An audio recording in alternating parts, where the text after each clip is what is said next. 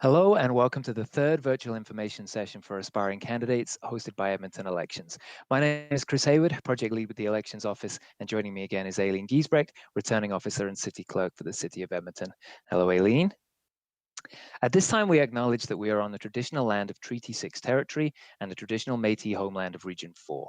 We acknowledge the diverse Indigenous peoples whose ancestors' footsteps have marked this territory for centuries, from First Nations, Métis, Inuit, and now settlers from around the world. Before we get into an overview of the agenda for today's session, I do want to apologize for those of you that were on the call at noon today and experienced the same technical difficulties that we did. Thank you for joining us again. Turning to today's session, we're going to circle back to the two topics that we talked about in our previous live stream sessions. That's candidate nominations and campaign financing. We're going to reiterate some of the key messaging and responsibilities for candidates that we shared in those sessions, and also provide you with some updates on the legislative changes that have occurred since we last met. Those have given us the opportunity to revise some of our processes and so have a subsequent impact on you as candidates that we'd like to tell you about. We'll also circle back to some of the questions that you've asked since December that we think it's important for everybody to hear about, so we'll touch on them as we go through the slides. As always, we'll answer your questions as best we can at the end of the session. Please do email those to us at edmonton.ca/elections. We won't be able to get to all of them today, but we will respond to every email that we receive. So if you don't hear your question asked and answered today, know that an email from us is coming. I did forget to mention that our third topic today is campaigning. I know that now we've entered into nomination period and that some of you had submitted your Form 4s. Your attention is turning more to those public-facing pieces of your candidacy. So we'll tell you a little bit about what campaigning looks like and what to expect as we move forward. Excuse me. If you're watching this after the fact, you can again submit your questions to it at any time and we will respond. But your main source of information is edmonton.ca/elections. You'll find forms there, supporting resources for candidates, a wealth of information about financing. It's kind of your one-stop shop for things that you need to know. There's also these virtual sessions posted online that you can go back to again and refer to for additional information. And finally, you can follow us on Twitter at EDM Elections. Anything pertinent that we think you need to know about urgently, we'll push through Twitter and direct you to the relevant piece of the website. So a great way to stay in touch. And with that, I'll turn it over to Aileen to talk us through the rest of the presentation. Thank you, Chris, and good afternoon and welcome to everybody. And just to echo Chris's, our apologies again for the minor technical glitch that we had earlier in the day. But again, we're not missing any of the information. I'm going to go through the same presentation I was planning to go through earlier today. And a big thank you to all of you who have actually been submitting your questions even through the start of the session and then again this afternoon. And like Chris said, we're here to answer your questions. We'll answer as many of them as we can after my brief presentation. And at any point in time, send your questions on to Edmonton or elections@edmonton.ca. So this is, as Chris said, our third aspiring candidate information session. We're probably going to be having these every month, and we'll be adapting the themes based on the questions that are coming in and where we are in the election process. So I'm going to do a quick recap, talk a little bit of nominations, a little bit about financing, and then I do want to talk to you a little bit about campaigning and what information we can share with you right now. As always, we anchor everything that we do in our key dates that are not changing. We are already into the nomination period, started on January 4th. We're in our third week of accepting nominations here at City Hall. Nominations run all the way up to noon on September 20th. That's the last day you can file your nomination papers to be included within the ballot for the elections on October 18th. The other date I always like to remind people is you do have the opportunity to withdraw your nominations, but you need to do so by noon, the day after nominations close, which is September 21st. If you come to us at 1 o'clock in the afternoon on September 21st and say, I've had a change of heart, I need to pull my nomination papers out, fortunately, at that point in time, it's too late. Your name will actually appear on the ballot. So just remember September 20th and September 21st are some firm deadlines. As I've talked about in previous sessions, the campaign period actually runs the full calendar year for 2021. It started in January 1st. It runs all the way to the end on December 31st. The reason for the two differences is there is a possibility that after the election, after you settle all of your accounts, you're in a slightly deficit position for your campaign expenses. You do have that time period between October 19th all the way to December 31st to continue to collect contributions to deal with your deficit position.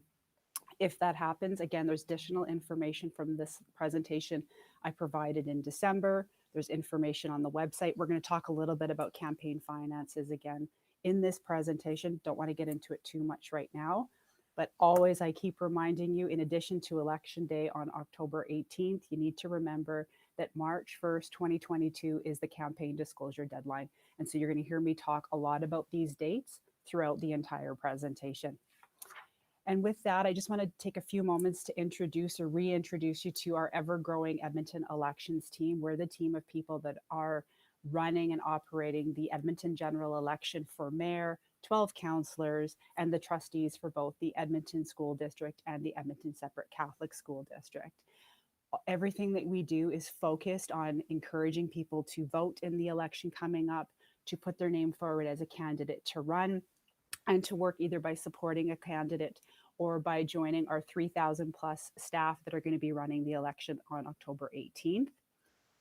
Little bit of a new piece of information. As we continue to refine our operational plans, we are really anchored in making sure that everything we do is accessible and inclusive to as many people as possible. All aspiring candidates are treated equitably, and all of our processes are ethically sound. Because the COVID pandemic continues to evolve, and even after our last session, we had new health orders from the Chief Medical Officer of Health, we've decided to really publicly state that we are really concerned and we're doing everything we can to make sure that voting is safe. It is also safe for candidates, as well as safe for all of our election workers. So that planning is well underway, and we'll talk more about this as we get closer to advanced voting and voting again on October 18th. And so with that, just with a quick recap of where we're at and who our team is, just want to talk to you a little bit about the nomination process. I've already said the nomination period runs from January 4th to September 20th. Let me get my wee friend Chris to pop over the slide so I can, there we go, so I can see my notes. Thank you, Chris. So there's just a few things that you need to really be mindful of. Is to register for a candidate, you need to be an eligible voter on election day on October 18th. You have to be 18 years old, and you have to be a Canadian citizen, and you have to have lived in the city of Edmonton 6 months prior to nomination day. Not 6 months prior to the election day, but 6 months prior to the nomination day. And that's because you're registering to be a candidate, you're not registering to be a voter. If you're looking for any more detail, there's 3 or 4 pages within the Local Authority Election Act, Section 21 to Section 24. It is absolutely worth having a read at to make sure that you are actually eligible to submit your papers. Again, that responsibility is for you to make sure that you meet the criteria, not for us to triple check. So this question I just threw up here is a little bit of an adjustment. In the last couple of days, we have had lots of questions asking, so when am I an official candidate? Who are the official candidates? And so just going to add a quick slide in here to answer those questions directly. As I've said before, the nomination period runs January 4th all the way up to noon on September 20th. All candidates have to meet the eligibility requirements. You have to complete and submit Form 4. You're going to bring that down to us at City Hall, or we'll talk about other ways that you can send your form in. You need to have the Form 4 have it be signed, not electronic signatures, but actual wet signatures from residents who live in the ward that you are seeking to represent. You also have to pay a deposit. Chris, what's the deposit again if you're running to be a councillor or a trustee? It's $100 for councillor and trustee and $500 for mayor. Great, thank you very much. And we'll talk about how you can make that deposit. But again, once you file your Form 4 with us and you pay your deposit, there's a vetting process that goes through to make sure that all of the legislative requirements have been met. There's a quick checklist online that we suggest you go through. Once we get the forms in, we go through the process to make sure that the requirements have met. Once I have accepted the forms, either myself will sign them or the substitute returning officer, Tara Ward. Once we sign the forms, you will get a notification back from us. That is your official notification. I'll go through the steps that we go through before it all becomes public on the website. But just to be really clear, you become an official candidate when you get notification from us after filing Form 4, paying your deposit, and we accept your paperwork. Just because somebody says they're a candidate doesn't mean they are official candidate. You can get all their contact information that they've provided us on our website, as well as in our open data catalog. Okie dokes. Couple of updates again, even that have happened since we last talked in December. You now have the option, if you don't want to come down to City Hall to actually make an appointment and file your papers with us here at City Hall, you can courier your forms to us or send them in by mail. If you're going to do that, please make sure you have already had your forms reviewed and commissioned. You also need to make the deposit. So if you're sending them in by courier or mail, you can send in a certified check. If you were coming down to City Hall, a new change, and we're very grateful to be able to provide this option, you can now pay by debit or by credit card. We didn't have that option available to us before, so this is new. And thank you for your patience as we had to get a small amendment done to the bylaw early in January. That passed, and we've already been accepting debit and credit card payments for the deposit. And also to maintain as much transparency as we can in the time of COVID. You'll remember if you've campaigned before or filed your nomination papers, you used to be able to come to City Hall with your family and some of your key campaign staff, and you could almost have a bit of a celebration as you file your papers. Unfortunately, because of COVID, that's not an option that's available. So what we've been able to do is set up a live stream downstairs in our River Valley room, or now we've kind of taken it over and it's our nomination headquarters. There's a YouTube channel that you can either watch live as your family and friends are filing their nomination papers, or you can go back and watch the videos. They're time stamped. And so you've got a bit of a temporary record of that short experience here in City Hall as the papers are being filed. After you filed your papers or we receive them in the mail, there is a delay, and that delay is very intentional. We need time to review the forms. There's then quality assurance checks that go through, the material goes through as it's being entered into our main database, which is where all this record information is stored, so that when we have to run the ballots, we're confident that the information you've provided is what's actually going to be on the ballot. So we just need to make sure that the information is 100% correct. We also need to make sure that the information in the system is right, because we load it not only onto our website, as I've previously said, but also onto the open data catalog. So again, if you're looking for a list of who are official candidates, you don't need to call our office. You don't need to send us an email. You do need to go to our website and check out the open data catalog. And again, I've already mentioned, once your papers have been accepted and before it is updated on the website, you are going to get a confirmation email from one of the members of our team. That is the official record that your nomination papers have been accepted and you are an official candidate.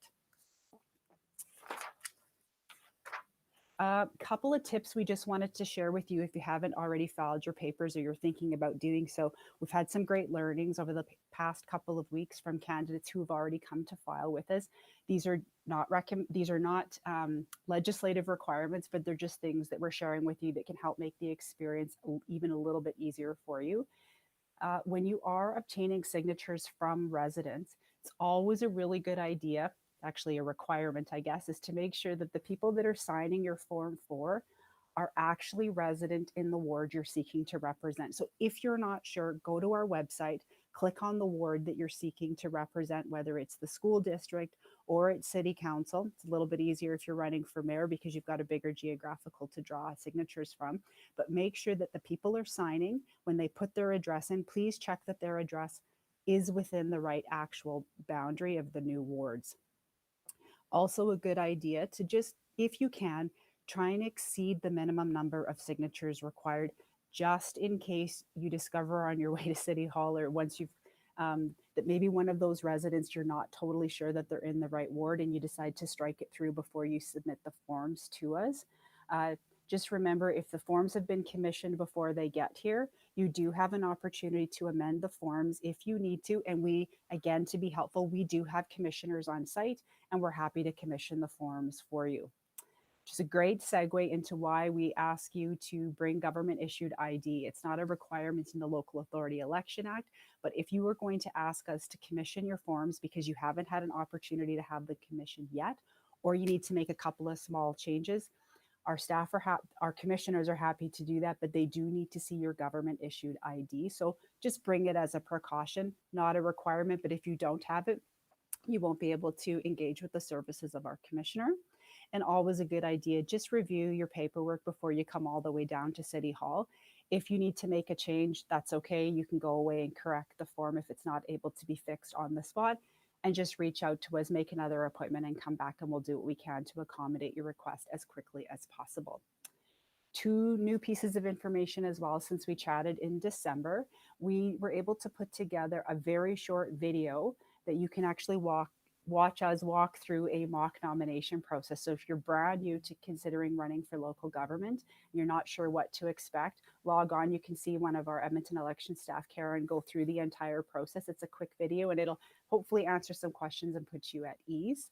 The other new piece of information that has come out is municipal affairs, the ones that sort of own the legislation for the local authorities election act. They've put together a new guide for candidates. Strongly suggest you and your campaign staff take a moment and read through that guide. It's got some really great information for you. Okay, so that's kind of the recap of the nomination process. Again, if you're looking to find out who the official candidates are, Chris, where do you go to find that information? You can go to edmonton.ca/elections, and it is in the For Voters section. Thank you. Thank you for that, Chris. So now turning over to financing. I got to admit, this can be a bit of a slog, but it's really, really important information. So if you are watching it live, send us your questions. If we can, we'll get to them today. If not, we will definitely respond to them when we have a chance. So just again to recap, so everybody has the same information. There have been changes, quite a few changes since the municipal election in 2017. So a campaign contribution is something that's given to a candidate, given to yourself to support your campaign. It could be money, the use of property, or a service. So if you have a friend that has a warehouse and they're providing you a warehouse to use for your campaigning purposes, or they own a restaurant and they're going to donate some food for you, those are considered campaign contributions. What is not a campaign contribution is the volunteer hours that people are donating and dedicating to you throughout the next 9-month process. That's not what we're talking about. We're talking about the money and the in-kind contributions of either a piece of property, a good, or a service. So just bear that in mind as we go through the next couple of slides. Quick recap again. Individuals can contribute up to $5,000 in the campaign period. So that campaign period is this calendar year. Individuals are not limited to the number of candidates that they support. So it is possible that a individual could support all the candidates in the mayoral race or in a trustee's race or in a councillor's race. That's absolutely okay, as long as that individual is eligible to make a contribution. One of the future slides is going to talk about the eligibility criteria. So again, it's up to $5,000. It could be $1,000 each month for 5 months. It could be all in one. It could be all in one check. It doesn't matter how it comes in as long as it doesn't exceed $5,000. Some candidates may also choose to self-fund their campaigns in addition to the contributions from others, or they might decide to exclusively self-finance their candidacy. That is entirely up to yourself. If you are funding your own candidacy, you are limited to $10,000.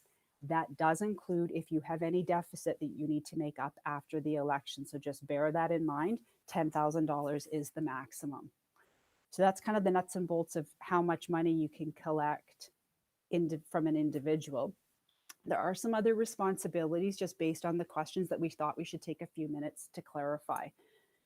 First thing is you don't have to accept everybody's offer of providing a good service or cash. That's really a decision for you to make. We can't advise you on that, but it is up to you if you want to accept the contribution. A piece of advice and something for you to think about is it's a really good idea for you to know who it is that's actually making those contributions. And again, that's your decision to ask any clarifying questions you think you might need to ask. It is incumbent on you, and this is very specific language from the Local Authority Election Act, to make every reasonable effort to advise prospective contributors of the rules around election financing. You can only accept contributions from individuals. You cannot accept contributions that are anonymously put in envelopes, wads of cash, and stuck perhaps through your campaign door. You can't use that money for your campaign expenses. If that was to happen, and we have had a question, you need to make every reasonable effort to return the funds or at least when you file your disclosure statements, you need to report what you've done with those funds, which we can talk about more. If that happens to you, give our office a call. Any candidate that it does accept financial or goods or service contributions needs to be done by residents who live within the province of Alberta.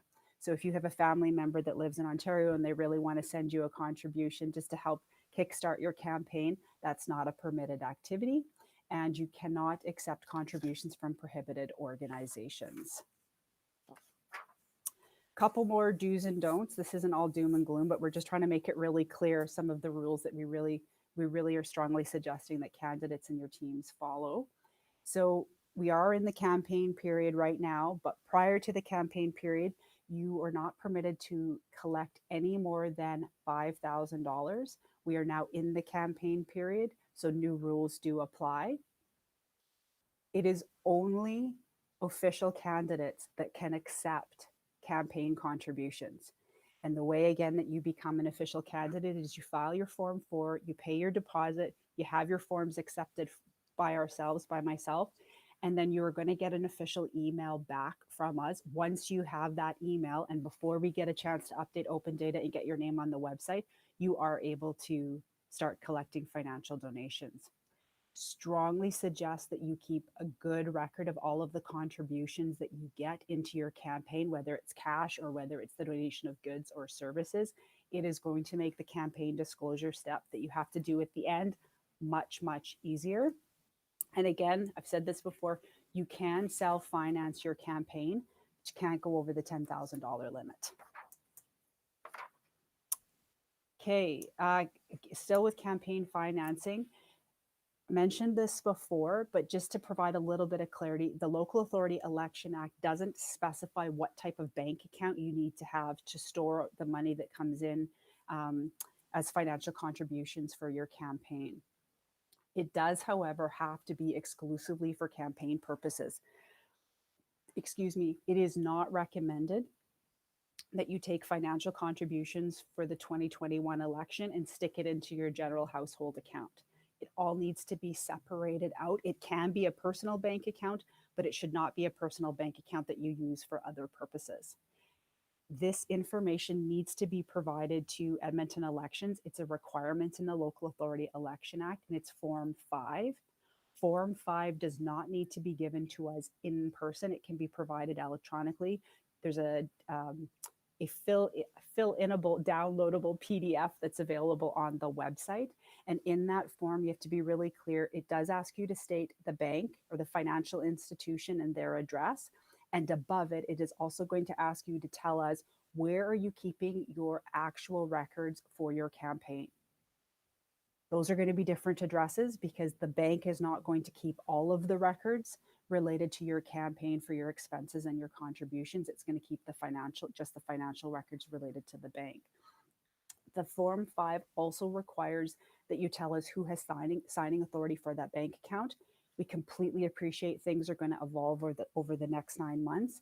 If there are changes to the bank account, the banking institution or financial institution, or to whoever assigned that got the signing authority, you just need to give us a call and update your Form 5. That's a requirement of the candidate. And again, mentioned this before, but there is no campaign expense limit. The Local Authority Election Act does not say there's a cap on how much money can be spent on either the mayoral race, the councillor's race, or race for councillors, or any of the trustee positions. So there are limits on how much individuals can contribute to your campaign. There is no limit on how much you can spend as a candidate in running for office.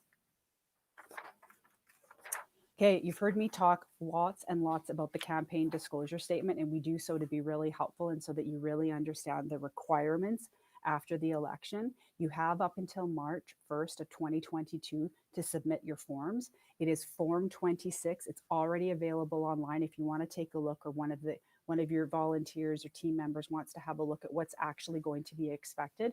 You need to tell us all of the contributions and expenses that were received not only during the campaign period, but if you did receive any contributions up to $5,000 outside of the campaign period, Form 26 is where you're going to put that information. This is even required if you have only self-financed your campaign. So if your campaign, let's say you spent $9,000, that $9,000 was completely funded by yourself, fine, you still have to submit a campaign disclosure statement. And while the Edmonton election team is actually running the elections for mayor, councillor, and the school board trustees, so we're doing this on behalf of our partners at the Edmonton School District and the Edmonton Separate Catholic School District, it is actually our team that is the one that you have to file your campaign disclosure statements. Again, lots of time to worry about this. We're just really trying to help you understand the requirements, and it's really a good idea to track your campaign contributions and expenses as soon as possible. And remember to get us your Form 5 as soon as you start collecting money and you're approaching the $1,000 limit. You need to get that information over to us. And I apologize for the sirens if you can hear those. It's a busy day around here downtown today. Okay, so just on to the last section here, which we're going to talk a little bit about campaigning. And we have had questions come in about what would lead or contribute to a successful campaign. And this goes without saying, we can't tell you at Edmonton Elections how to run a campaign that's going to get you elected, but what we can do is try to share with you the rules and where to go for additional information. So a couple quick reminders. You can only start campaigning and you can only start collecting funds when you are an official candidate. So if you are not an official candidate, you haven't sent your forms in, you haven't come to visit at City Hall, you don't have an official email from us, you should not be campaigning. You shouldn't be campaigning and you shouldn't be incurring campaign expenses because you're actually not eligible to collect any money, so you don't have any money to spend. Again, I've said this before, but you're only considered an official candidate once Form 4 is accepted by us and you have that official email. That official email from us might be a requirement at your financial institution to get your bank account open. And if you have any issues with us, give us a call. The other thing, just to clarify, only official candidates can represent themselves as such. So if on other perhaps platforms you are seeing that people are running in the election and you're thinking, well, that doesn't match up with the information that's on our website, all I can say is the only place you can find out who are official candidates is the information from the City of Edmonton's website and our open data portal. If you want any more information, you can always go to the Local Authority Election Act. But over on the next slide, it is important to note that neither ourselves nor the Act actually provide guidelines on how to campaign. But I will just flag for you that obviously during the pandemic, there are a series of orders from the Chief Medical Officer of Health, and we all have to adhere to them at Edmonton, the elections team.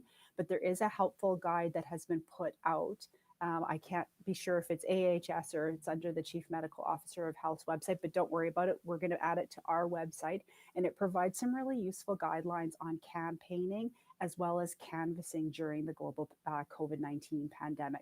So it's a couple of pages long. It's 3 to 4 pages. It's got some really good tips for you to be very mindful of and for you to share with your volunteers as the campaign season gets a bit more into swing. I know it's early days right now, but please have a look at this document and refer to the AHS website for more information. We don't, again, as I've said, we don't provide strategic campaign advice, but the Local Authority Election Act does clearly articulate activities that are not permitted at all. And I just have to say it here, bribery and undue influence in the campaigning process or regarding voting is not permitted. And our last slide before I'm going to turn it over to Chris and see if we can answer any of the questions that came in earlier today or during this session is we've already started having questions on signage. This slide is fairly bare right now. We're going to have more conversations and more sessions dedicated to signage. If you've campaigned before, you'll be very aware that this becomes a hot topic as we get closer to election day. So just to be really clear, election signage on public property right now is not permitted at all. There is a time where we do permit election signage, but it is not until after nomination day. So for clarity, we'll have more sessions about this coming up. We will also make sure there's a really quick and very easy to follow fact sheet on our website We're not quite there yet because there's a number of other pieces that we're trying to put in place with regards to the election. Signage on private property, that is actually governed by our zoning bylaw. The number one thing you need to be very, very aware of is you need permission from the property owner if you're going to put a sign on their lawn. So for example, if your neighbor 2 doors down made a contribution to your campaign, you can't just walk over and put a sign on their lawn. You actually need to get their permission. And with that, I think we're under the 30 minutes just about, Chris, and I'll turn it over to you for any questions that we've got. Great, thank you.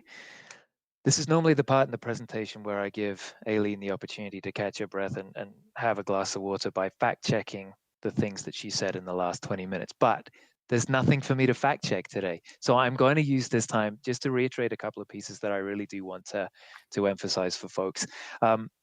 We talked at the start about nomination forms and how those can be submitted by mail. I do want to again remind everybody that if you're going to take that opportunity, please make sure that your form has been commissioned ahead of time and that you are not sending cash or your credit card information in the mail. Important to bear that in mind. The other thing with forms generally, we know it's a difficult time for people to be going out and getting signatures right now. It's not as easy and straightforward as knocking on the door and having a conversation with somebody. So some of you have had to be very creative with how you're going about collecting those signatures. Some of you have been leaving them in people's mailboxes and having them returned a couple of days later. And that doesn't always lead to having a pristine form. So please don't have any anxiety about that. We're not scrutinizing your handwriting. We're not worrying if the paper is a bit crumpled around the edge. It's the content that's important. So we know that this is a different kind of year for everything, the election included. So take that pressure off yourself to provide us with a pristine form. Similarly, you don't have to, if you're the candidate, you don't have to be the one that files the paper at City Hall. You can send a designate down to do so on your behalf. But if you're doing that, again, your form does have to be commissioned before you bring it down. And that's for the purposes of administering the oath or the affirmation there. If that's something that we need to do, it has to be the candidate that's there in order to do that. But if you're confident in the things that you have on the form and it's already been commissioned, a designate can come down on your behalf. The final thing I want to say before we get to questions, these sessions we think are helpful. We've heard from you that they are, but everything that we talk about here, the information that's on our website is for your reference and for your guidance only. It is not substitute for legal advice. So if you're able to consult independent legal advice when you're going through the Local Authorities Election Act to fully understand the extent of your obligations. Okay, I think that's all I want to say before we turn to questions, Aileen, if you're ready. Thank you for giving me that pause. Yeah, you're very welcome. I want to talk a little bit about the deposits. We didn't talk about it in the presentation here, but we have had a couple of questions about it. People are curious what happens to that deposit. They filed their form, they've given their money to Edmonton Elections. What happens to it now? Great question. And to clarify, it's a form, it's not a fee. And so it's just a bit of money that you're giving to us to hold on to until after the election. And there are 3 situations where that money will be returned to you. So first of all, you give the money in to us. We hold it in trust. We do not spend it. It gets allocated to a special account. It is just for the purposes of holding the deposits. And I do need to refer to my notes to make sure I get this absolutely right. So if you withdraw during the nomination period, so prior to September 20th, prior to September 21st at noon, if you do withdraw your form, you will get your deposit back. If you are elected, you will get your deposit back. The third situation where you're going to get your money back, and I'm going to try to do this without mucking this up, is that I'm going to give you an example because it is a little bit complicated. So in a ward, let's say there's 3 candidates, and the first candidate receives 200 votes and they win. The second candidate receives 101 votes. They did not win. And the third candidate received 99 votes. So the first candidate who won gets their money back. The second candidate who got 50% plus of the winning candidate also gets the money back. The person who only had 99 votes, so less than 50% of the successful candidate, they don't get their deposit back. That money then just goes into the city's general revenues. But okay, generally speaking, if I look back, we give most of the deposits back. Okay, thank you. And thank you for that example, because It is, It's looking at it on paper, it is a little bit complicated. So having that context there is helpful. So thank you. yes. Um, you have had some questions come in about disclosures and about campaign financing, and one of them might seem straightforward and obvious, but I want to hear it from you. I want to hear you confirm it. We talk about campaign financing in terms of contributions and expenses as though candidates are obliged to collect in contributions and spend money. Is that the case? Is it a requirement? So, great question. The only requirement of a candidate is to file their Form 4 and pay their deposit and have it accepted by ourselves. If you don't want to collect any money and you don't want to spend any money, you don't need to submit your Form 5, and that's it. You do not need to spend money, you don't need to collect money, you don't even need to campaign. But in order for your name to be on the ballot, we do need your Form 4 completed, submitted to us, pay the form, and for me to send that email back to you after we've signed off and accepted your forms. That's it. You do not need to accept money from anybody or even make your own contribution to your own campaign. Mm-hmm. And that goes back to an important point that you raised in the presentation that I want to reiterate it again. If you are receiving an anonymous donation, which is difficult to say and then difficult to deal with, you have to make, as a candidate, it's incumbent on you to make every effort to find where that donation came from and return it. But if you can't do that, you have to account for it somehow. That's Have to correct? account for it, and you would have to account for it on the Form 26 when you do your financial disclosure. If you find yourself in that situation, just give us a call and we'll help you walk through some options on how you can take care of it. But you can't just accept the money and spend it, Right. because you Okay. can't accept anonymous donations, and that's not our rules. That's the rules from the Local Authority Election Act. Okay. And regardless of whether it's anonymous donation or otherwise, whether you know the person, you're not obliged to accept it. That's at your discretion. 100% correct. Yeah. Okay, great. Thank you. Um, so turning back to disclosures, and this is kind of a bridge question between nominations and campaign financing. I've filed my nomination papers, I've paid my deposit, I've collected some contributions, and I've incurred some expenses. But before election day, for whatever reason, I decide to withdraw.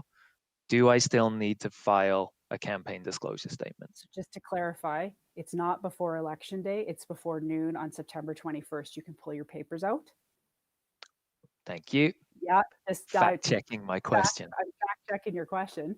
So just to be clear, you do need, even if your name's not on the ballot, it is a campaign disclosure statement. It's not a my name was on the ballot disclosure statement. So you need to fill in the form. There could be a case where, imagining this, a candidate decided after the ballots were printed, so after the deadline, which is noon on the 21st, you don't want your name to be on the ballot, but we say it's too late, it has to be. And they're like, well, I don't want to win.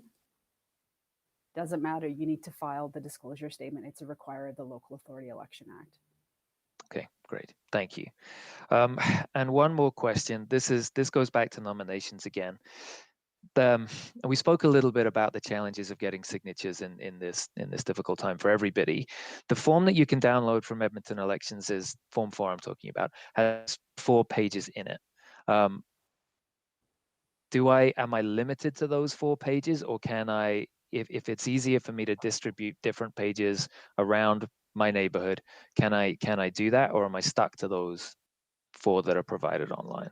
Totally fair question. You can make as many copies of that form as you want and distribute them however you want, whether you're mailing them out, you're dropping them in mailboxes across the ward, you're handing them out to people.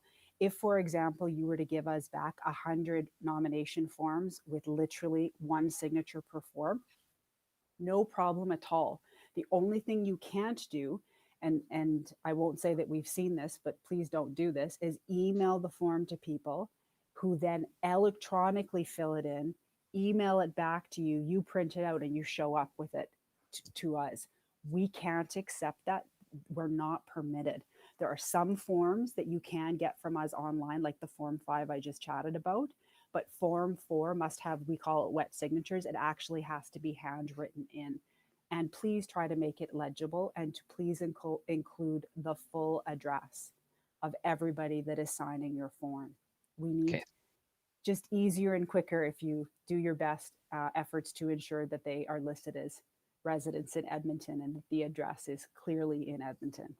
Okay, so provided it's an eligible resident providing an original signature, you don't have to fill that page of signatures before you file You another one. just need to make sure that you have enough signatures, depending on the race that you're in. Okay, good to know. And Um, just a question, sorry, and I have had this, and I maybe just want to answer it, is you can't be running in more than one race at one time.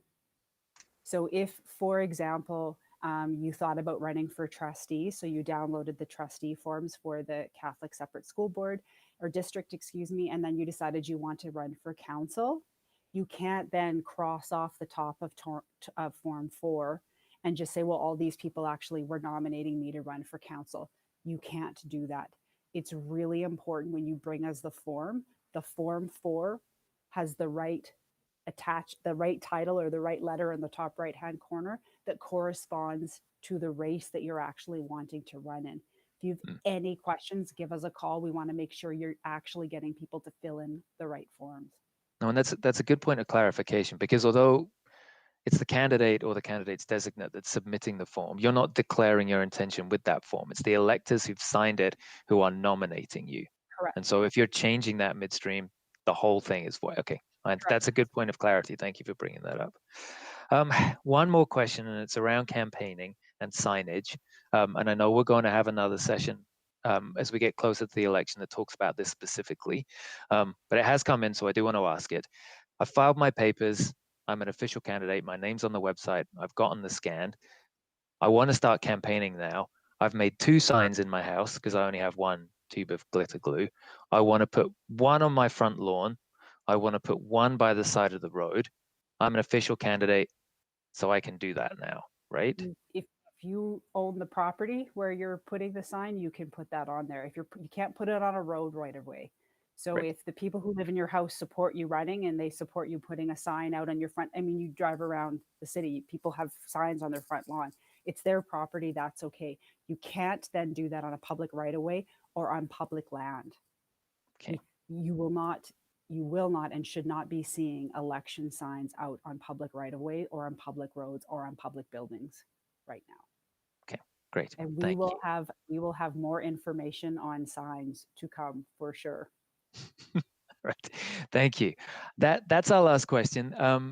Please do, if you're watching this after the fact, or if something pops into your mind later on in the day, please do email us. Know that we're around to respond to your inquiries and your questions as they come in. It's elections@edmonton.ca, or you can call us. Our phone number and contact information are online there too.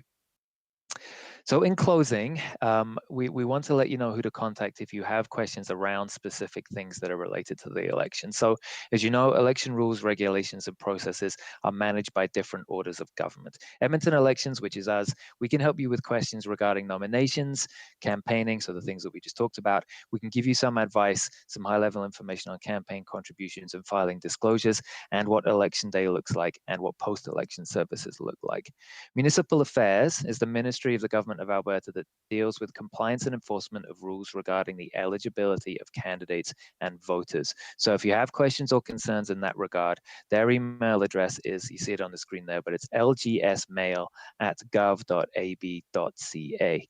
Elections Alberta is an independent office of the Legislative Assembly, and they are responsible for administering provincial elections and by-elections. They are the group that receives complaints regarding campaign financing and contributions. So if you have questions, concerns in that regard, their email address is complaints@elections.ab.ca. And again, this information is on our website as well. There's a who to contact section when you go to the main webpage there. Finally, stay updated. I've mentioned these already, but I'll end the session by reiterating them again. Edmonton.ca/elections is our webpage. You can find information that you need there. And if it's not there, you can email us. And I've said the email address a number of times, so I'm not going to say it again. EDM Elections is our Twitter handle. Do follow us there. We'll give you as much up-to-date information as it becomes available through that as we can. You can also sign up for our e-newsletter for aspiring candidates. The link there is online on our webpage. It's a simple form for you to fill out. That's a good source of information too. And as Aileen mentioned, we'll continue to do these virtual information sessions as we get closer to the election, and we are going to do them on a monthly basis now, rather than the 4 sessions we originally imagined doing. So more information from us will become a regular part of your viewing, hopefully, now that you've probably watched everything on Netflix. And with that, On behalf of Aileen and myself, I'll say goodbye. Take care, and we hope to see you again soon.